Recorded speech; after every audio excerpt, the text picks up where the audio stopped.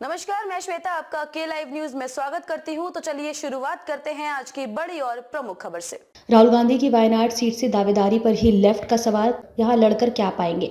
संभावनाएं जताई जा रही है कि राहुल केरल की वायनाड सीट के बजाय अब कर्नाटक या तेलंगाना की किसी सीट से मैदान में उतर सकते हैं। दोनों ही राज्यों में कांग्रेस की सरकार है। इंडिया विपक्षी गठबंधन के सदस्य भारतीय कम्युनिस्ट पार्टी यानी कि सीपीआई ने वायनाड से उम्मीदवार का ऐलान कर दिया है। खास बात यह है कि यह सीट गठबंधन के ही साथी कांग्रेस के बड़े नेता राहुल गांधी का संसदीय क्षेत्र है। अब लेफ्ट के इस फैसले के साथ ही राहुल के चुनाव लड़ने का संभावित सीटों पर चर्चा तेज हो गई है। इधर वायनाड से सीपीआई उम्मीदवार एनी राजा का कहना है कि आखिर इस सीट से लड़कर कांग्रेस या राहुल गांधी को क्या हासिल होगा। इंडियन एक्सप्रेस से बातचीत में राजा ने केरल की सीट शेयरिंग पर खुलकर बात की।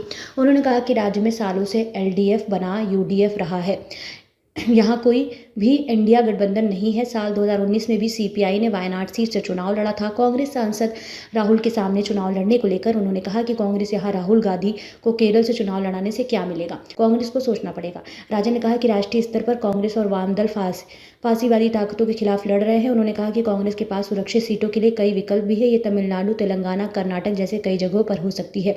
उन्होंने सवाल किया कि अगर बड़ी तस्वीर देखें तो कांग्रेस की राजनीति क्या है। अगर वे वाकई गंभीरता से इन फांसीवादी ताकतों से लड़ रहे हैं तो उन्हें सोचना होगा। उन्होंने कहा कि हम सैकड़ों सीटों से नहीं लड़ रहे हैं, बस कुछ ही सीटों से लड़ रहे हैं। वायनाड नहीं तो किस सीट से लड़ेंगे राहुल। फिलहाल कांग्रेस की तरफ से राहुल की सीट को लेकर स्थिति साफ नहीं की गई है। मीडिया रिपोर्ट्स के मुताबिक संभावनाएं जताई जा रही हैं कि राहुल केरल की वायनाड सीट के बजाय अब कर्नाटक या तेलंगाना की किसी सीट से मैदान में उतर सकते हैं।